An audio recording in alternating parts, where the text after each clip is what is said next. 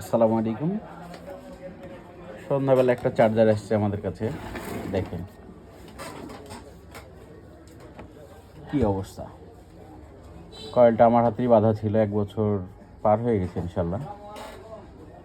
কয়েলটা ঠিকই ছিল, এটা আমাদের ইঞ্জিনিয়ার পেটলারদের কারণে এরকম হয়।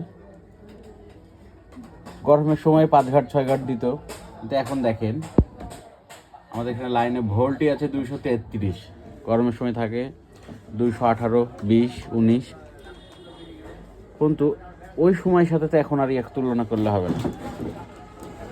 ওনার সাথে কথা হলো, উনি প্রথমেই নাকি একসাথে 2 ঘাট দিত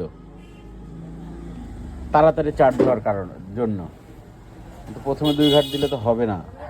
উনি সারা রাত্রিরে ঘাট দিত 7টা 6টা 7টা। এই দেখেন, গ্যারেজ মালিক এসেছিল, বললো সকালে চার্জারের উপরে হাত দেওয়া যাচ্ছে না। উনি এসে আবার ঘাট মেরেছে, ঘাট মারার পরে 20 মিনিটের মাথায় চার্জার এই দেখেন নতুন করে দিয়েছে একবারে, সব শেষ। পুরো ফ্যান, নিচের ফ্যান আগুন ধরে গেছিল, এক কথায় শেষ।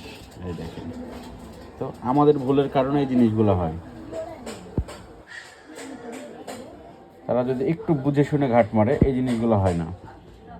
যারাই গ্যারেজওয়ালা আছেন, এখন যারা আগের ভোল্ট বাড়ানো ছিল, এখন ভোল্ট কমানোর চেষ্টা করবেন, না হলে 1 ঘাট থেকে 2 ঘাটের ভিতরে রাখবেন। গরমের মতো 4 ঘাট 5 ঘাট 3 ঘাট দিবেন না, যার যেরকম দরকার সেই রকম। এই দেখেন,